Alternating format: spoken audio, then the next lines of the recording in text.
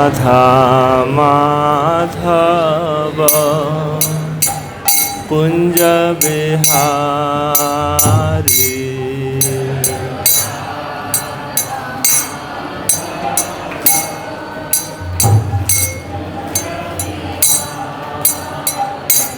जय राधा माधव कुंज बिहारी।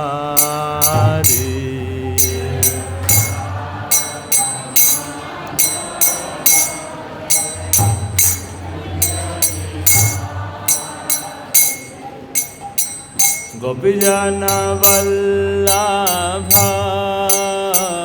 गिरिवरधारी।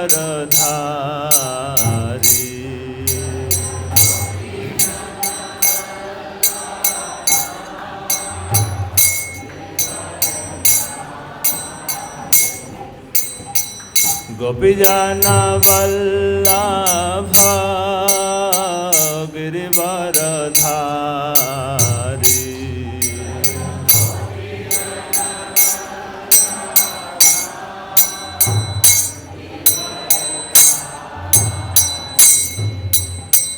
गोपीजन वल्लभ गिरिवरधारी।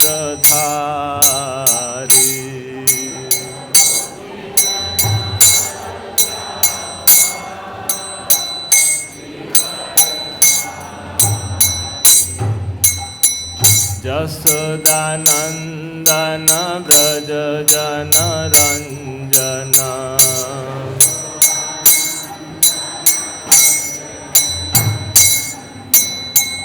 यशोदानंदन व्रज जन रंजन।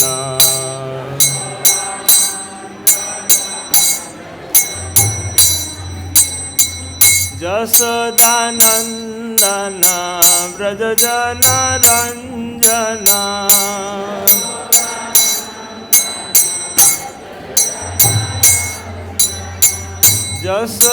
यशोदानंदन व्रज जन रंजन।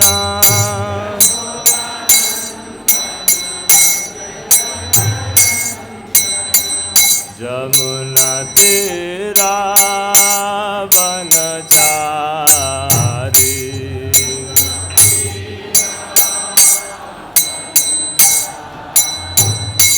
जमुना तेरा वनचारी।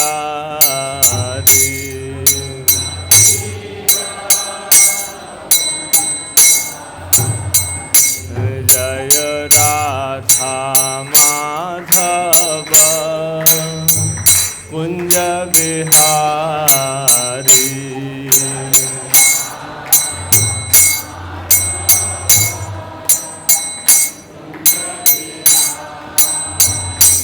जय राधा माधव कुंज बिहारी।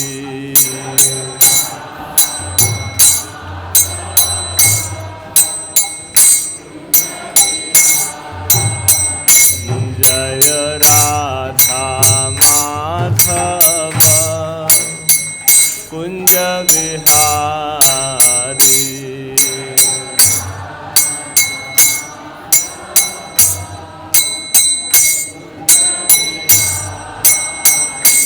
जय राधा माधव राधा माधव राधे।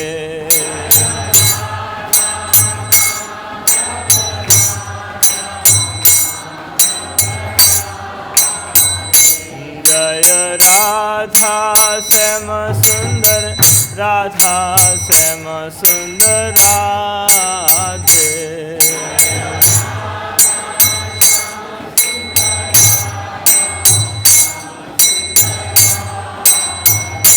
जय कृष्ण बलराम कृष्ण बलराम कृष्ण बलराम। जय कृष्ण बलराम।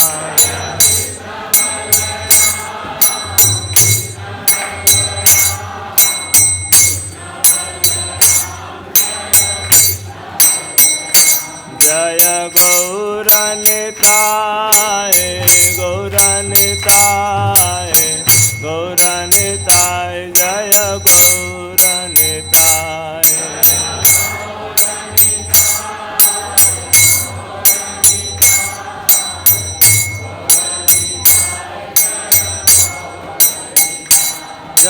जय प्रभुपाद प्रभुपाद प्रभुपाद प्रभुपाद।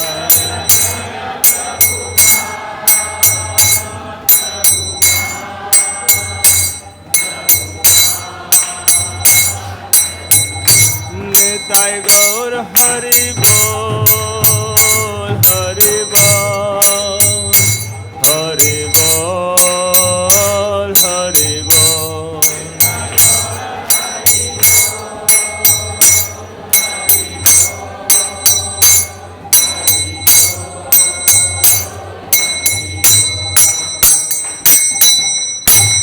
श्री श्री राधा श्याम सुंदर जी की, श्री श्री कृष्ण बलराम जी की, श्री श्री गौर निताय जी की, समवेत भक्त वृंद की, निताय गौर प्रेमानंदे हरि हरि बोल।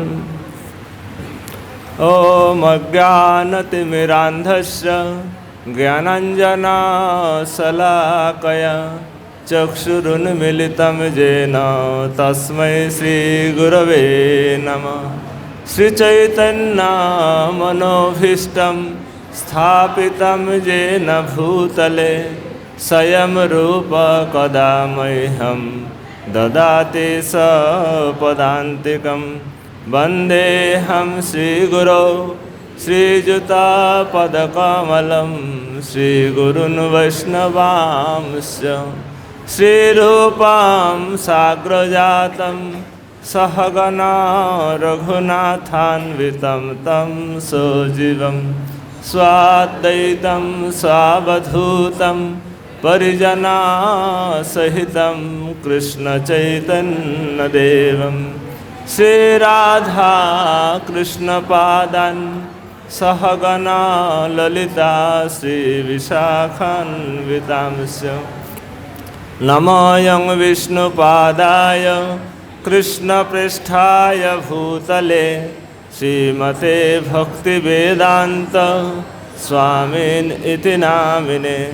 नमस्ते सरस्वती देवे गौरवाणी प्रचारिणे निर्विशेष शून्यवादी पाश्चात्यदेशतारिणे। वाञ्छाकल्पतरुभ्यश्च कृपा सिन्धुभ्येव च पतितानां पावनेभ्यो वैष्णवेभ्यो नमो नमः। नमो महावदन्नाय कृष्णप्रेमप्रदायते कृष्णाय कृष्णचैतन्य नाम्ने गौरतिसे नमः। हे कृष्ण करुणा सिन्धो दीनबन्धो जगत्पते गोपेश गोपिकान्त राधाकान्त नमस्तुते। तप्त कांचन गौरांगी राधे वृंदावनेश्वरी वृषभानुसुते देवी प्रणमामि हरिप्रिये। जय श्री कृष्ण चैतन्य प्रभु नित्यानंद श्री अद्वैत गदाधर श्रीवासादि गौरभक्तवृंद। हरे कृष्णा कृष्णा कृष्णा हरे हरे हरे राम राम राम हरे हरे। हरे कृष्णा कृष्णा कृष्णा हरे हरे हरे राम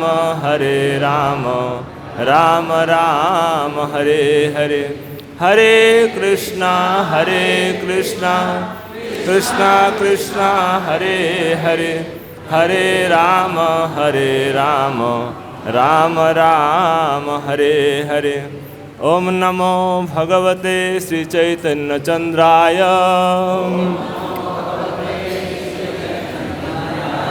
ओम नमो भगवते श्री चैतन्य चंद्राय ओम नमो भगवते श्री चैतन्य चंद्राय।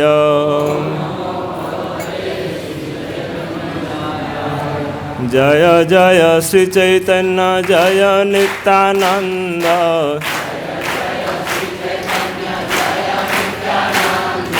जय अद्वैत चंद्र जय गौर भक्त वृंद।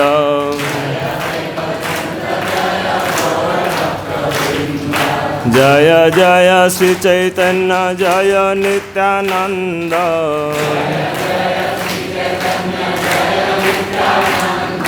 जय अद्वैत चंद्र जय गौर भक्त वृंद।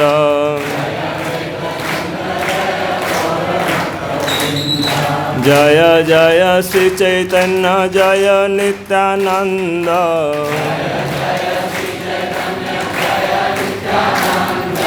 जय अद्वैत चंद्र जय गौर भक्त वृंद।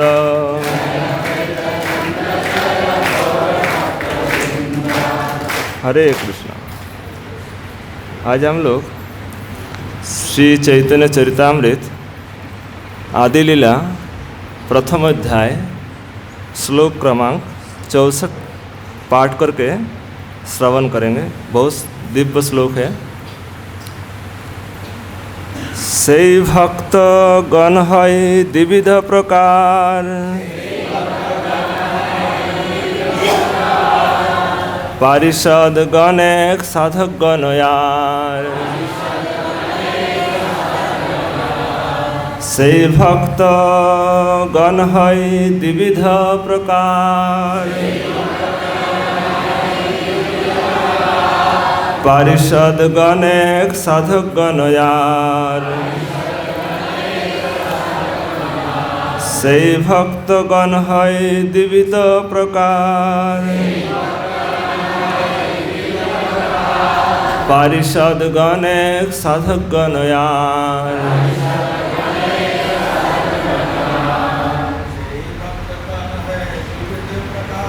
से भक्त गण है द्विविध प्रकार,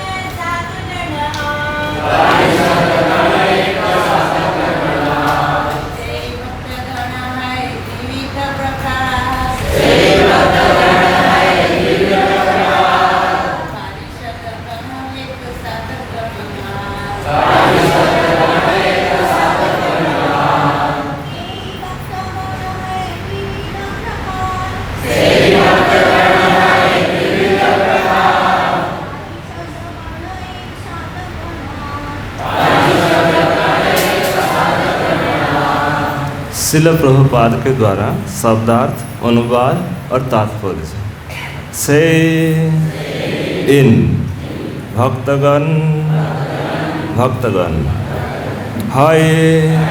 है द्विविध दो प्रकार,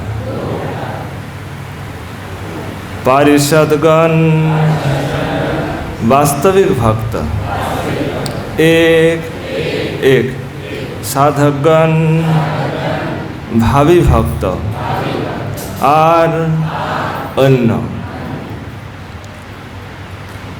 ऐसे शुद्ध भक्त दो प्रकार के होते हैं, निजी संगी पारिषद तथा नवदीक्षित भक्त साधकगण।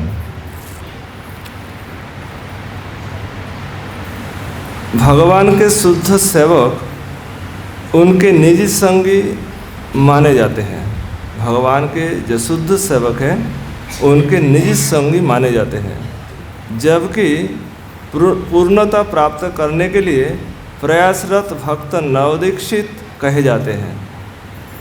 पूर्णता प्राप्त करने के लिए प्रयासरत भक्त नवदीक्षित साधक कहे जाते हैं। संगियों में से कुछ भी भगवान के ऐश्वर्य के प्रति आकृष्ट होते हैं और कुछ भगवान के माधुर्य प्रेम के प्रति आकृष्ट होते हैं, आकृष्ट रहते हैं। पहले प्रकार के भक्त वैकुंठ लोक में ऐश्वर्य युक्त भक्ति करते हैं, जबकि दूसरे प्रकार के भक्तों को वृंदावन में स्थान दिया जाता है, जहाँ ये श्री कृष्ण की प्रत्यक्ष सेवा कर सके। यही श्रील प्रभुपाद जी के तात्पर्य समाप्त। तो इस ग्रंथ जो श्री चैतन्य चरितामृत के रचयिता श्रील कृष्णदास कविराज गोस्वामी, कविराज गोस्वामी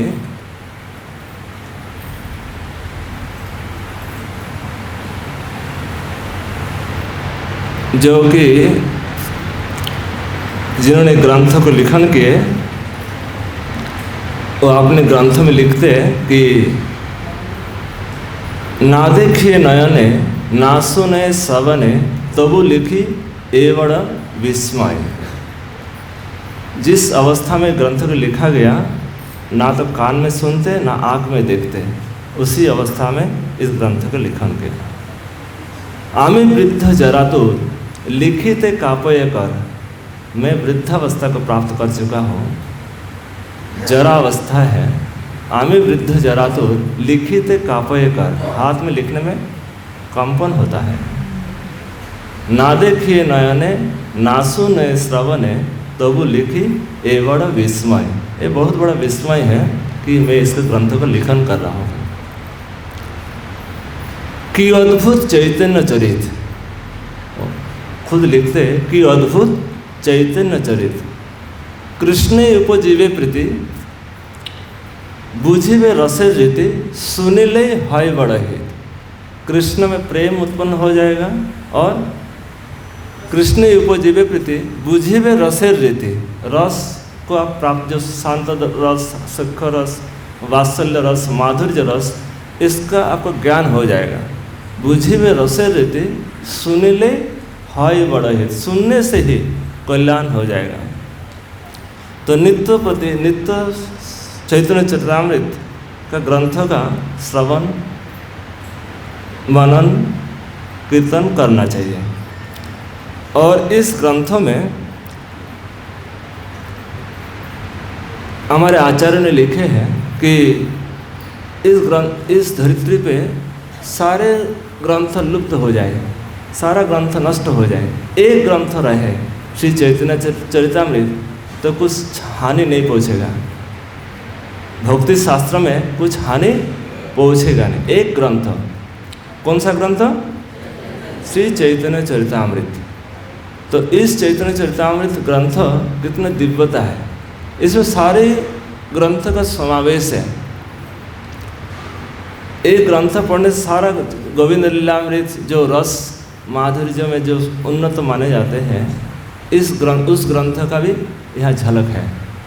और महाप्रभु की जो शेष अवस्था, की जो विरह अवस्था, यहाँ पूर्ण रूप से वर्णन किया गया है। तो इस ग्रंथ का अगर हम अच्छा से श्रवण करें तो इसका बहुत जो कृष्ण प्रेम हम आसानी से प्राप्त कर पाएंगे। आज जो श्लोक है, सही भक्तगण विविध प्रकार, ये प्रकरण शुरू है गुरु के माध्यम से। वंदे हम श्री गुरु श्रीजुत पद कमलम, गुरु प्रसंग से शुरू हुआ। आज इसका आखिरी श्लोक है। आज गुरु प्रसंग का आज आखिरी समापन है, आखिरी प्यार है।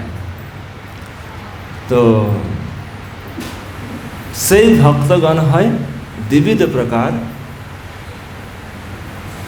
पारिषदगण एक साधकगण आर। तो इसका क्रम इस प्रकार से है कि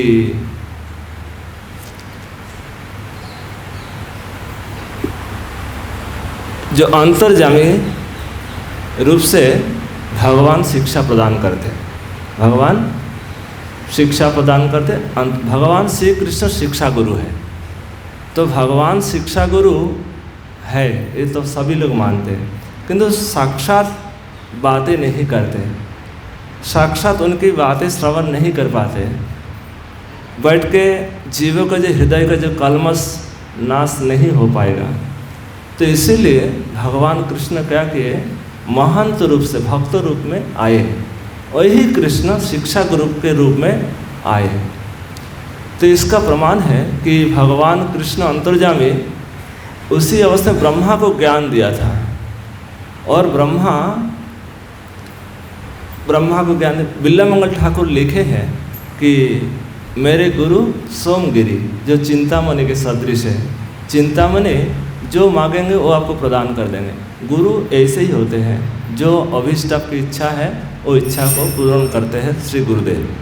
और उन्होंने कहा कि हमारे सिखी पिच्छ मौली जो श्री कृष्ण है वो हमारा शिक्षा गुरु है। तो नेक्स्ट कबीर जी गोस्वामी लिखते हैं कि वही प्रभु श्री कृष्ण भक्त रूप में आए, भक्त रूप में वही प्रभु आए।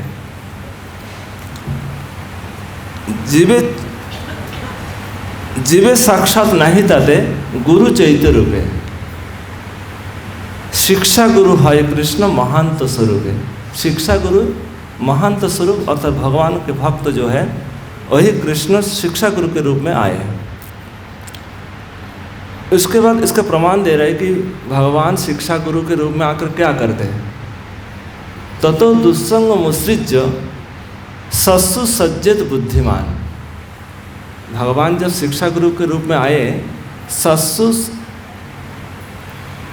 सज्जित बुद्धिमान संत एवास छिदंती मनोवैसंग मुक्ति। ततो दुस्संगम उत्सृज्य, जीव दुस्संग करना छोड़ देते हैं, जो पाप कर्म करना छोड़ देते हैं। जब महान भक्त सत्संग करते हैं, उसके वाणी के प्रभाव से, उसके संग के प्रभाव से जीव अपना दुष्कर्म परित्याग करते और सत्संग का लाभ उठाते, कैसे भगवान में प्रीति किया जाए। तो और मौन की जो आसक्ति, विषय में जो आसक्ति है, ये आसक्ति को भी नाश करते हैं।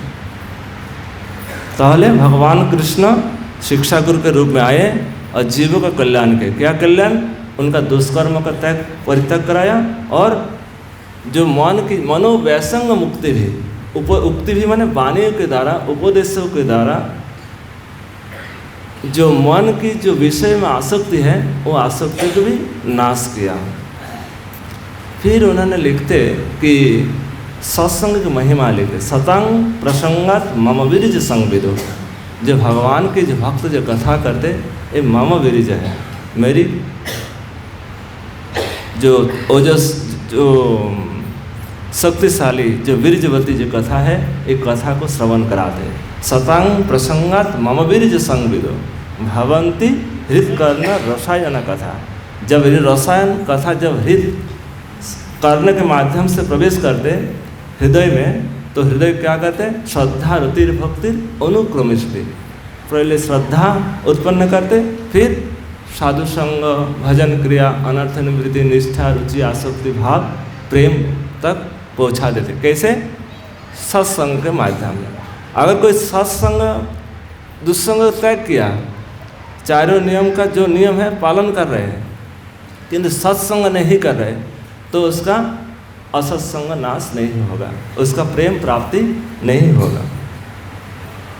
लिखते हैं श्रीधर स्वामी पाद, असंग त्यागोपि न किंचित सैत। असंग त्याग करने से सब कुछ हो जाएगा, ये नहीं है, किंतु सत्संग नहीं वो, सत्संग के माध्यम से ही जीव पूर्णता को प्राप्त करेंगे। कोई है इस संसार में बहुत सारे लोग हैं, जब हम प्रचार करने जाते थे, हम तो चारों सब नियम पालन कर रहे, फिर भी हरे ऐसे ग्रंथ पढ़ने की क्या आवश्यकता है। तो इसका उत्तर यही है, सत्संग बिना उसकी कल्याण होना संभव नहीं है, इसलिए सत्संग बहुत जरूरी है। फिर उन्होंने लिखे कबीर गोस्वामी कि कबीर गोस्वामी लिखते, साधकगण भक्त है द्विविध प्रकार। साधकगण भक्त है द्विविध प्रकार।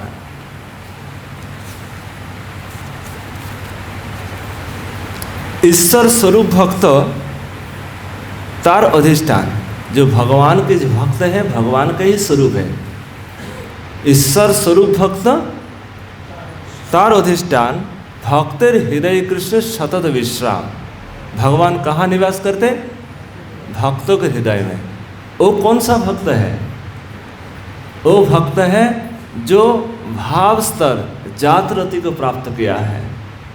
आदो क्षांतिरव्यर्थ कालतम विरक्तिर मानसिन्नता आशाबंध समुत्कंठा नाम गाने सदारुचि आसक्ति तद गुना खाने प्रीति तद वसति स्थले।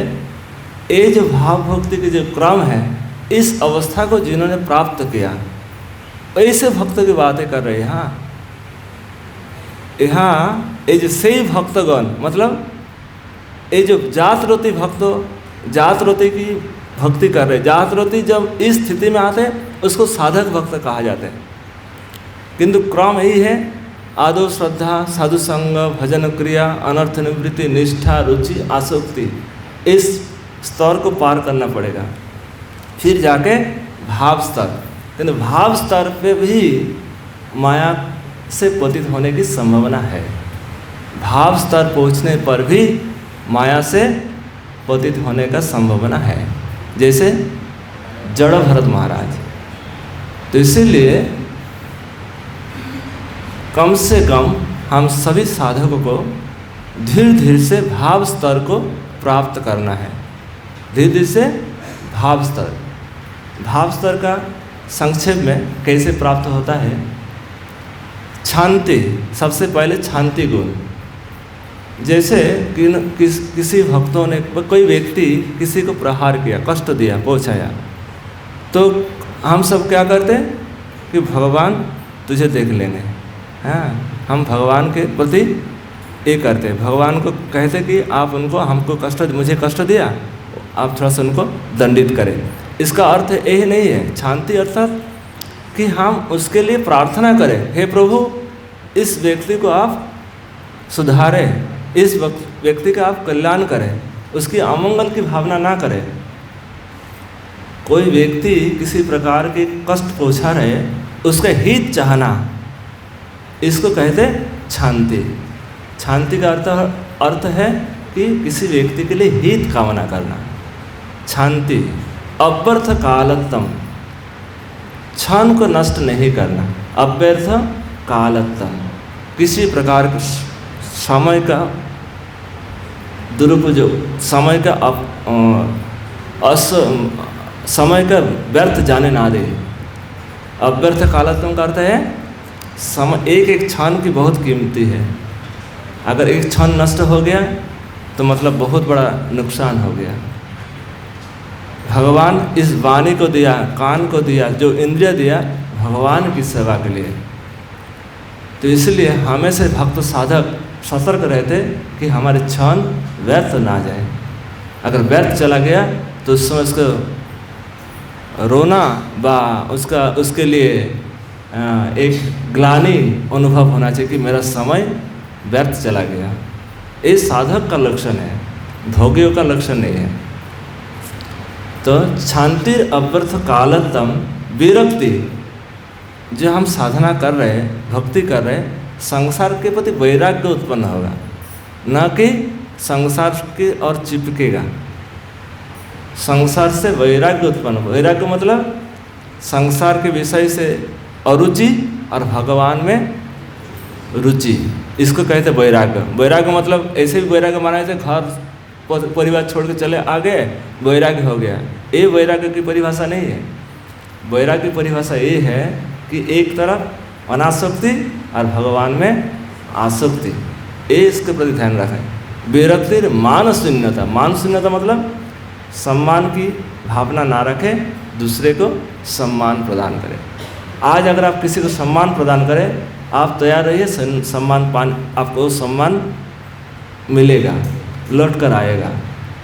इसीलिए सम्मान बा किसी को कुछ देना, ये आपको पूर्ण रूप से मिलेगा, घाटे में नहीं, ये आपको पूर्ण रूप से प्राप्त होगा। विरक्तिर मान शून्यता, इसलिए हमेशा महाप्रभु कहते हैं जीवित सम्मान दिव्य जाने कृष्ण अधिष्ठान। सभी जीवों में प्रभु है, इसीलिए उसके सम्मान करें। जीवे सम्मान दिवे जाने कृष्ण अधिष्ठान। कृष्ण प्रभु प्रत्येक जीवों में एक फीलिंग्स होगा, एक अनुभव होगा, कैसे इसके हित पहुँचाए। हृदय से एक अगर इस प्रकार के अनुभव है तो उसका मतलब वो भक्ति के मार्ग में आगे बढ़ रहा है। अगर किसी के दुख के फीलिंग ना हो उसका मतलब अगर वो भक्ति ठीक से नहीं कर रहे हैं। तो इसीलिए किसी दूसरे व्यक्ति का दुख का अनुभव करें।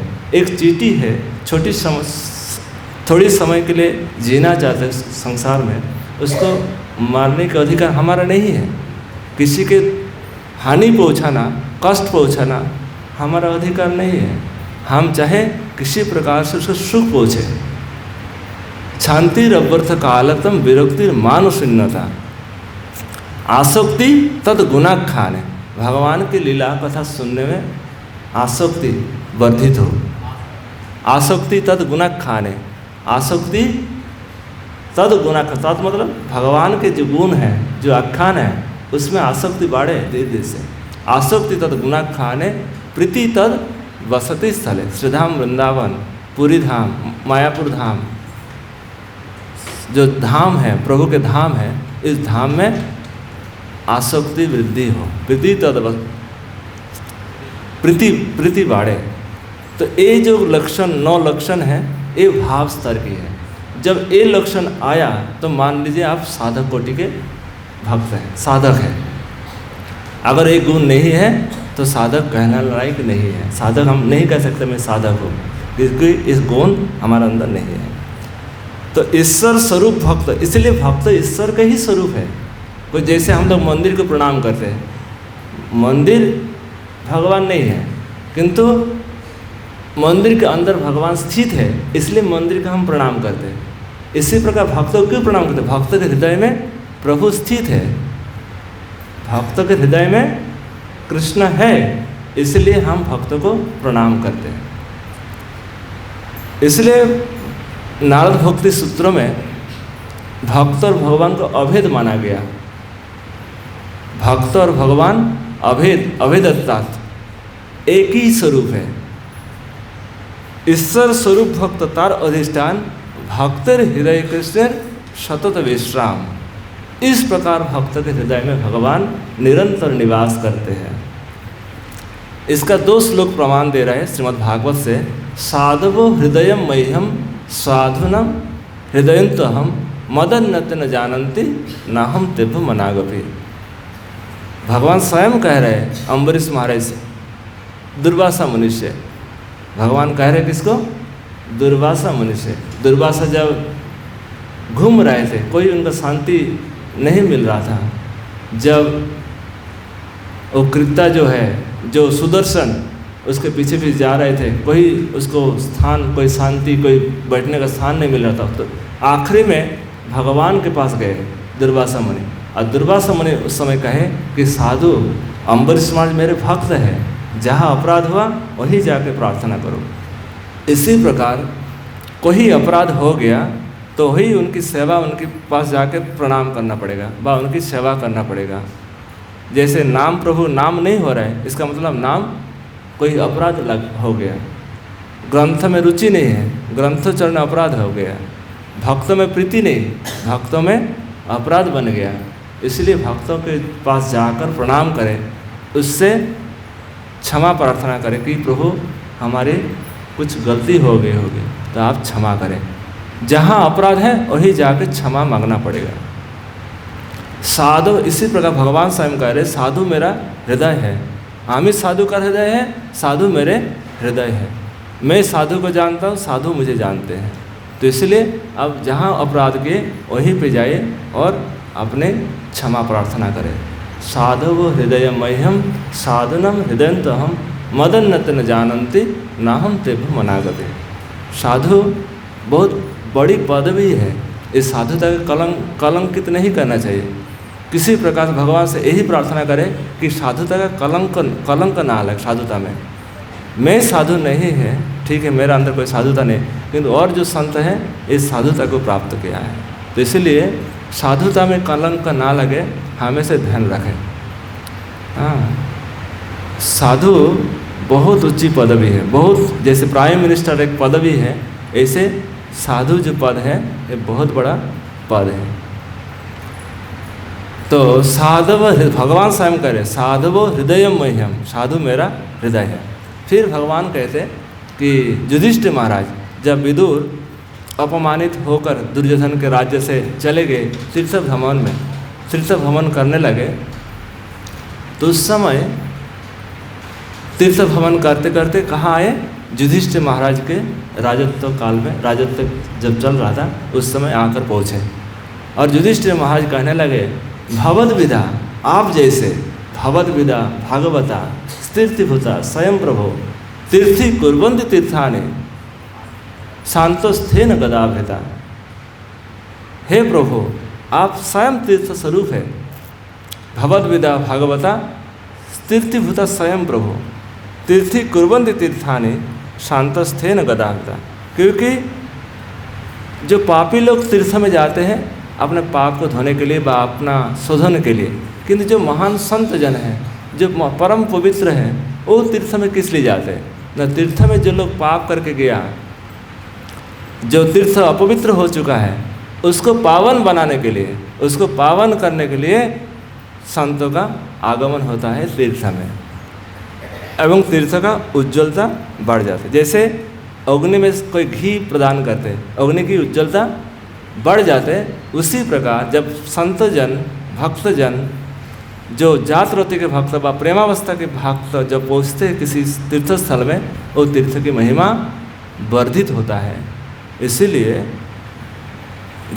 इसलिए युधिष्ठिर महाराज कह रहे हैं कि हे प्रभु, आप महान भक्त हैं, महान संत, आप महान हैं, क्योंकि शांतस्थेन गदाभृता, गदाभृता आपके अंतस्थ में स्थित है, हृदय में स्थित है।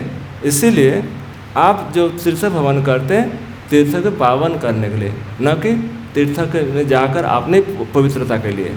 आप जाते किस लिए? तीर्थ को पावन करने के लिए। यहाँ लिखते हैं कि तीर्थी कुर्वन्ति तीर्थानि शांतस्थेन गदाभृता। टीका में लिखते हैं कि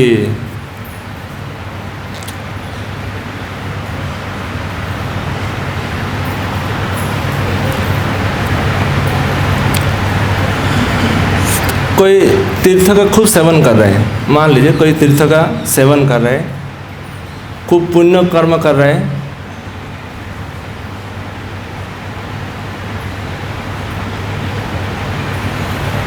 इसमें भी इतनी क्षमता नहीं है पावन करने के लिए। कोई अगर भगवान के भक्तों की सेवा करे उससे अधिक पावन हो जाएगा। सुकृतम तीर्थम देव शास्त्र ज्ञानदिनम न तादृशम सामर्थ्यम। उसमें इतनी सामर्थ्यता नहीं है जितनी सामर्थ्यता भगवान के भक्तों में है। भगवान के भक्तों में जितनी सामर्थ्य है उतनी सामर्थ्य तीर्थ पुण्यकर्म देव सेवा शास्त्र ज्ञान आदि की भी उतनी क्षमता व सामर्थ्य नहीं है। तो इसलिए भक्तों का सम्मान करें, भक्तों का आदर करें। फिर कि लिख रहे चैतन्य चरितामृत, महत कृपा बिना कोनो कर्म भक्ति ना है। महत कृपा बिना कोनो कर्म भक्ति ना है। कृष्ण भक्ति दूरे रहो संसार नहीं छाए। देखिए छोटी प्यार में पूरा शास्त्र को भर दिया।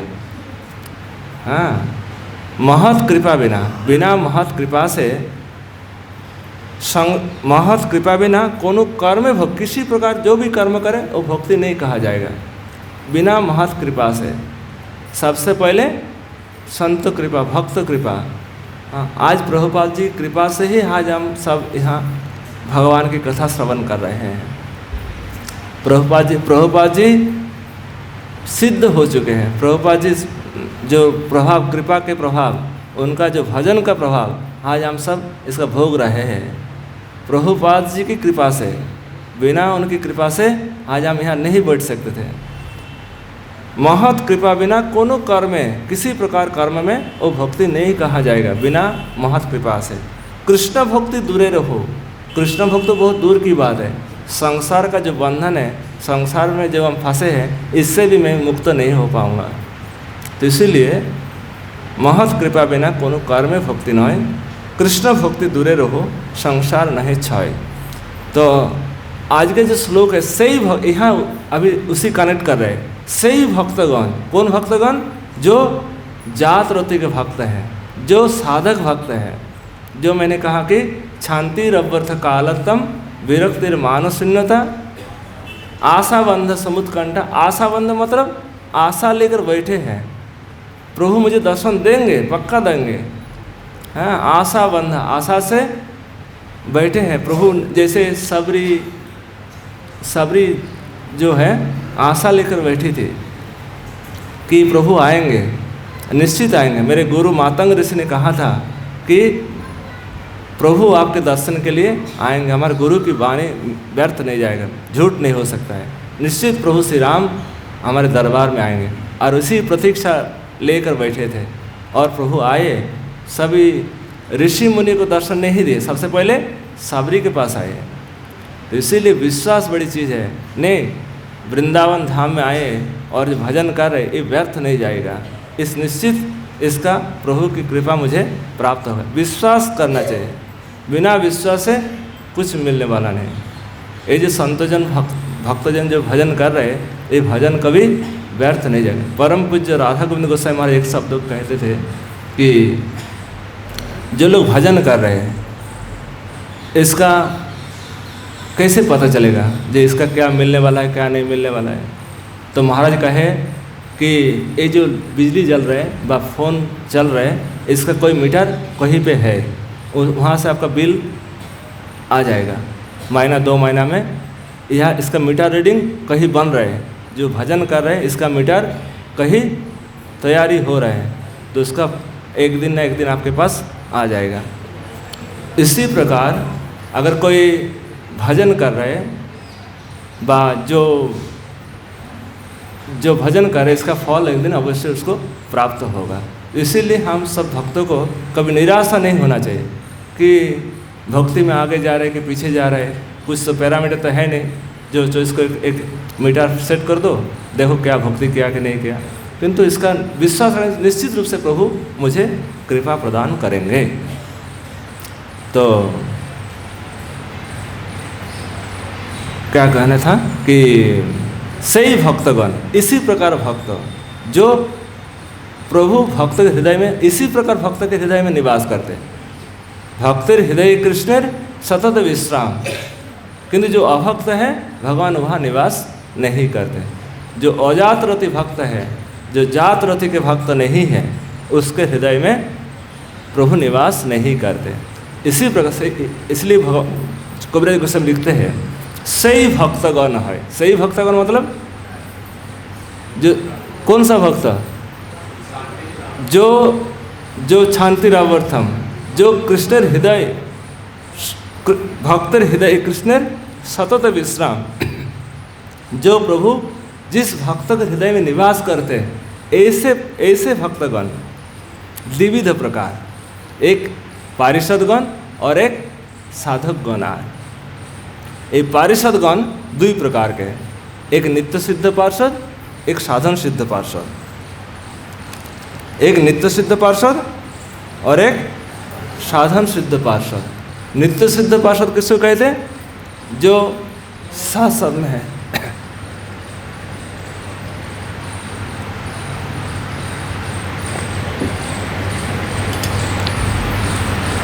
जो साथ में है, प्रभु के साथ साथ निवास करते हैं, ये है पार्षद।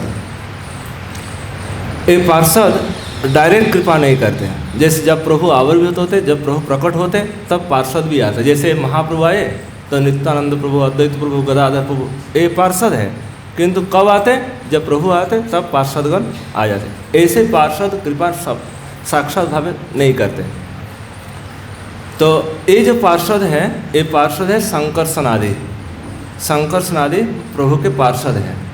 और जो ब्रज सुंदर, जब ब्रज देवी है, ब्रज गोपिका है, ये भगवान के शक्ति के विलास है, ये भी पार्षद के रूप से माने जाते हैं। तो पार्षद 2 ही प्रकार के हैं। पार्षद मतलब एक नित्य सिद्ध पार्षद, एक साधन सिद्ध पार्षद। साधन सिद्ध पार्षद किसको कहेंगे? जो साधना के माध्यम से कुछ काल माया में रहे, माया के बाद वो धीरे धीरे साधना के प्रभाव से, भगवान के भजन के प्रभाव से पार्षदत्व को प्राप्त किए, तो उसी को नित्य सिद्ध पार्षद कहेंगे। ये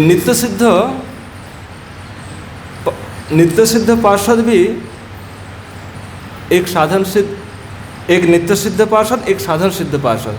ये साधन सिद्ध पार्षद अब दुई प्रकार के, एक नित्य मुक्त और एक नित्य बद्ध। नित्य सिद्ध जीव भी दो प्रकार के।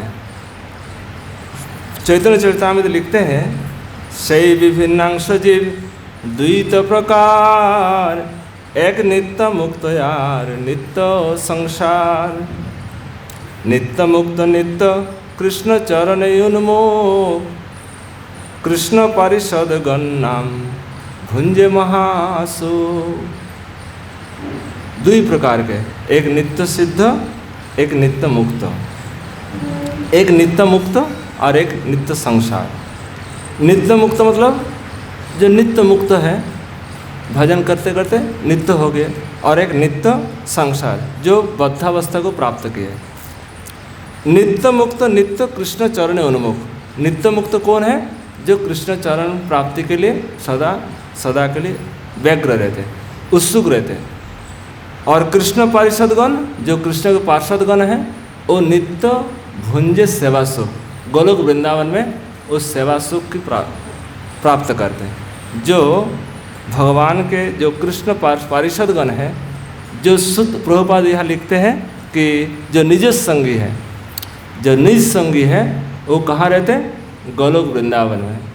गोलोक वृंदावन, देखिए यहाँ प्रभुपाद जी तात्पर्य में लिखते हैं, जो दो प्रकार के भक्त हैं। ऐश्वर्य, एक ऐश्वर्य से आकृष्ट होकर सेवा करते, और एक माधुर्य से प्रेरित होकर सेवा करते। ऐश्वर्य सेवा जैसे वैदिक भक्ति, जो हम सब वैदिक भक्ति करते हैं, इसकी गति कहाँ? वैकुंठ में जाएंगे। हम जो वैदिक भक्ति करते हैं, जो गुरु कृष्ण के निर्देश अनुसार जो क्रिया किया जाते हैं, उसको वैदिक भक्ति कहते हैं। वैदिक भक्ति शास्त्रों का आज्ञा है, शास्त्र एक कहे इसलिए मैं कर रहे हैं, शास्त्र नहीं कहते मैं नहीं करता था, गुरु कह रहे इसलिए मैं कर रहे हैं, इसको कहेंगे वैदिक भक्ति। और रागानुगा भक्ति किसको कहेंगे? जो करता नहीं किए कराए जाते हैं, जैसे हम नाम करते गुरु की आज्ञा से, और एक अवस्था है जो नाम होने लगेगा, अपने आप नाम होने लगेगा।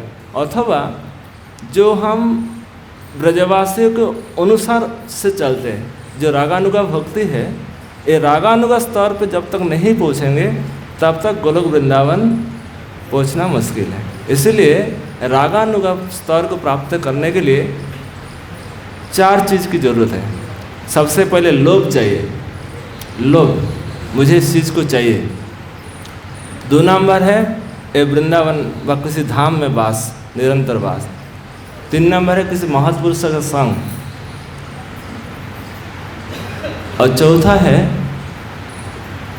जैसे रूप गोस्वामी है साधक अवस्था, वही रूप गोस्वामी जब गोलोक वृंदावन में रूप मंजरी के रूप में, रूप गोस्वामी, हम सब रूप गोस्वामी को फॉलो करेंगे। यहाँ ये जो इसी क्षेत्र में अपने साधक अवस्था में हम किसको फॉलो करेंगे? रूप गोस्वामी के। जब हम गोलोक वृंदावन पहुँचे जाएंगे, वहाँ का किसको फॉलो करेंगे? रूप मंजरी के अनुसार चलेंगे। रूप मंजरी वहाँ कहेंगे ये सेवा तुम्हारे लिए निर्दिष्ट है, सेवा को तुम करो। किसी के माला बनाने सेवा, किसी को तुलसी चयन सेवा, कुछ सेवा प्रदान करते हैं। हाँ, वहाँ सुखी रूप में, जैसे हम यहाँ भोग अर्पण करते, भोग कृष्ण बलंग भोग लगाते, जब गुरु को भोग लगाते तो उसमें सखा रूप में, गुरु को सखा रूप में, कृष्ण के सखा रूप में ध्यान करते। जब चैतन्य महाप्रभु में गुरु को ध्यान करते वो साधक रूप में। आज जब राधा श्याम सुंदर में गुरु का ध्यान करते वहाँ मंजरी स्वरूप में, वहाँ कृष्ण के मंजरी स्वरूप में गुरु को देखते हैं। हाँ, वहाँ इस प्रकार की सेवा होते हैं, साधक, सखा और मंजरी। ये हमारे जो कृष्ण बलराम में सेवा होता है, तो यहाँ सखा रूप में हमारे गुरुदेव यहाँ सखा रूप में है और कृष्ण बलराम की सेवा कर रहे हैं। मंजरी स्वरूप में राधा श्याम सुंदर की सेवा कर रहे हैं। तो जब ऐश्वर्यमयी सेवा होगा, सेवा करेंगे, तो हम कहाँ पहुँचेंगे? वैकुंठ में।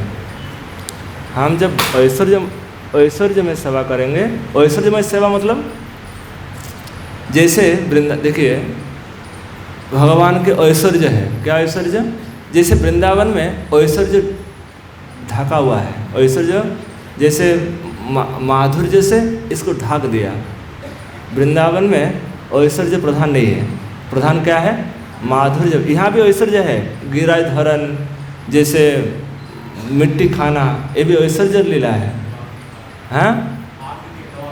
हाँ, ये सब लीला ऐश्वर्य प्रधान है, किंतु यहाँ ऐश्वर्य प्रभाव नहीं देखा पाते क्योंकि यह माधुर्य प्रधान है। ये माधुर्य ऐश्वर्य को दबा देते हैं। यशोदा माँ देख कर भी सोचते कि हमारे बेटा के कुछ करामती नहीं है, ये सब प्रभु की है। माधुर्य उसको जानने नहीं देते, माधुर्य के प्रभाव से वो ऐश्वर्य ढक जाते। तो यहाँ ब्रज में जो सेवा कर रहे हैं, यहाँ माधुर्य के साथ प्रेरित होकर कर रहे हैं। तो यहाँ जो भक्त हैं, सब भक्तों को कहाँ प्राप्त होगा? गोलोक वृंदावन। यहाँ किसी को वैकुंठ में जाना नहीं पड़ेगा। तो इसलिए बिना संकोच से कि हम ब्रज में राधा रानी के दासी हैं, इस भावना को पुष्ट करना है। क्या भावना पुष्ट करना है? मैं राधा जी की दासी है। जैसे राधा जी की दासी जब पुष्ट हो जाएगा, तब आप राधा रानी की कृपा से मंजूरी स्वरूप आपको प्रदान किया जाएगा। और अपने आप तो इसके लिए है ना, हम लोग क्या करते हैं, कुछ वैदिक भक्ति को अतिक्रमण करके सीधा राग मार्ग पे पहुँच जाते हैं। ये प्रभुपाद जी लिखते हैं कि ये सहजिया हो जाते हैं। जो वैदिक भक्ति गुरु के निर्देश और शास्त्र का निर्देश पालन नहीं करते और सीधा राग मार्ग पे पहुँच जाते, उसको क्या कहेंगे? सहजिया। एक करते करते अपने आप राग उत्पन्न हो जाएगा। जो हम माला बना रहे हैं, जो हम सेवा कर रहे हैं, एक करते करते उसमें राग उत्पन्न हो जाएगा, उसको कहेंगे रागानुगा। उसमें राग हो जाए, उसमें बिल्कुल उसमें रम जाए कि उसके बिना जीवन जीना मुश्किल है, वो अपने आप होने लगेगा, तो उसको कहेंगे रागानुगा। रागानुगा मतलब जो अपने आप होने लगे।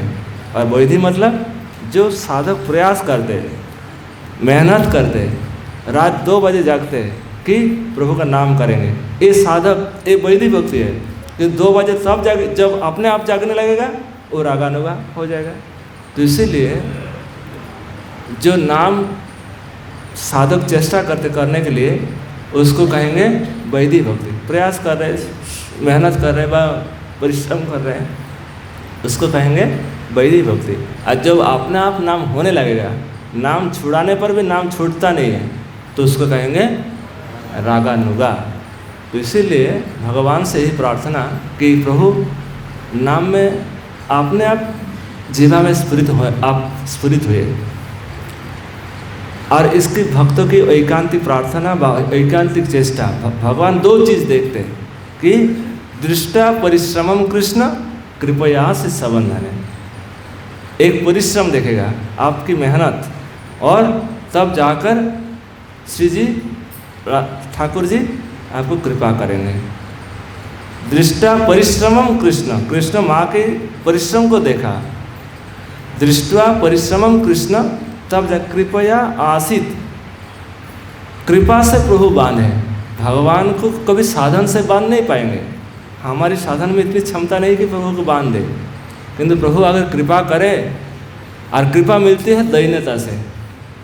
कृपा मिलती है कैसे? जिसका अंदर जितनी दैन्यता है वो आसानी से प्राप्त कर लेंगे, जिसके अंदर दैन्यता नहीं है वो आडंबरी बना रहेगा। इसीलिए भगवान से एक प्रार्थना करना चाहिए, हे प्रभु मुझे दैन्यता प्रदान करिए, जिससे आप रिश्ते हैं उस चीज़ मुझे प्रदान करिए। द्वैनता, इसलिए महाप्रभु ये द्वैनता प्राप्ति के लिए एक श्लोक लिखते हैं, त्रिनादपि सुनिचेन स्तरोरीव सहिष्णुना अमानेन मानदेन कीर्तनीय सदा हरि। ये आप करने लगेंगे, द्वैनता अपने आप हृदय में निवास करेंगे। और जैसे द्वैनता आ जाए तो सतत भक्तिर कृष्णेर भक्तिर हृदय कृष्णेर सतत विश्राम, उस अवस्था में भगवान कृष्ण भक्त के हृदय में निवास करेंगे। तो आज का जो श्लोक है, सही भक्तगण याद रखें, यहाँ पूरा खोल के नहीं कहे, सही भक्तगण पहले कह दिया। सही भक्तगण मतलब जो भगवान जिस भक्त के हृदय में निवास करते हैं, ऐसे भक्तगण। सही भक्तगण है द्विविध प्रकार, दो प्रकार, एक पारिषदगण और एक साधकगण। पारिषदगण कौन है? जो नित्य संगी है। और साधकगण कौन है? जो जात रति के भक्त हैं। ये हमारे जैसे नहीं, धीरे से इसको मीटर बढ़ाना पड़ेगा कि शांति रब्बर्थ कालतम विरक्तिर मानसिन्नता, ये तो भाव की अवस्था है। सबसे पहले क्या? श्रद्धा, साधु संग, अनर्थ निवृत्ति, भजन क्रिया, अनर्थ निवृत्ति, निष्ठा, रुचि, आसक्ति, उसके बाद भाव की अब 9 अवस्था, शांति रब्बर्थ कालतम विरक्तिर मानसिन्नता, आशा बंध समुत्कंठा, नाम गाने सदा रुचि, आसक्ति तद गुण खाने, प्रीति तद बसति स्थले। ये जो 9 गुण हैं, ये 9 गुण जब प्राप्त हो जाएगा तब साधक कहा जाएगा। अब तो हम बहुत नीचे है, अभी बहुत हमारी स्थिति अभी बहुत खराब अवस्था है, तो इसको आगे बढ़ाना पड़ेगा। वृंदावन धाम का प्रार्थना है, प्रभु इसी धाम में मेरा कभी ना छूटे। अगर धाम में रहे तो धाम के प्रभाव से, संतों के प्रभाव से हमारे भजन में क्षमता नहीं है, किंतु किसी भक्तों की हवा मुझे लग जाए तो हमारा कल्याण हो जाएगा। हाँ, इसीलिए वृंदावन धाम कभी छोड़े ना। वृंदावन धाम में जैसे तैसे पड़े रहे हैं। हाँ, जैसे जितनी द्वैनता में रहेंगे उतना भजन हो जाएगा, और जितनी सुख सुविधा में रहेंगे भजन घटेगा। जितने हम कम सुख सुविधाओं में रहे, मान लीजिए आपका भजन पक्का होगा, और अधिक सुख सुविधा में रहने लगे तो भजन छीन होने जाएगा। तो इसलिए भजन बचाने के लिए अपनी सुख सुविधा है उसमें अनासक्त होकर रहे कि भाई मुझे ये धन की आवश्यकता नहीं है, मुझे तो सुखा ही अच्छा है, तो उसका भजन टिक जाएगा, भजन बच जाएगा। हाँ, उसका हृदय में लगेगा कि ये तो बेकार की चीज़ है, क्षण भंगुर है, उसको इसमें नित्यता, इसके जो आनंद उसका अनुभव होगा नहीं। ऐसी का आनंद प्रभु के लिए, हमारे लिए नहीं। ऐसी का जो आनंद है किसके लिए? प्रभु के लिए। हम इसका आनंद को हम साथ में सेवा करें तो मिल रहे तो दूसरी बात है, किंतु हम हमारे लिए ऐसी को नहीं लगाया, ऐसी को लगाया किसके लिए? श्री श्याम सुंदर के लिए। इस भावना जब पुष्ट हो जाएगा तब आप कहीं पे रहें, आप नित्य धाम में रहें, गोलोक वृंदावन में रहेंगे। गोलोक वृंदावन में एक ही भावना कि कृष्ण को कैसे सुख पहुँचे। राधा रानी और जो गोपी जन हैं, सखी जन हैं, सबकी एक ही मन में भावना कि प्रभु को कैसे सुख पहुँचाया जाए, और दूसरे किसी के मन में कोई भावना नहीं। एक ही सुबह से शाम तक एक ही भावना, कहीं फूल मिल रहा है, कहीं फल मिल रहा है, कोई कुछ प्राप्त हो रहा है, कैसे प्रभु को अर्पित किया जाए, प्रभु को सुख पहुँचाया जाए। हाँ, इसीलिए तन मनस्का तदा लापा, जे हमेशा नित्य उनके भाव में भावित होना। कैसे कृष्ण, एक ही सुबह से एक ही चिंतन, कैसे कृष्ण को सुख पहुँचाया जाए, और अपने लोभ को बढ़ाना है, जो अपने जो राधा दासी इसको पुष्ट करना है।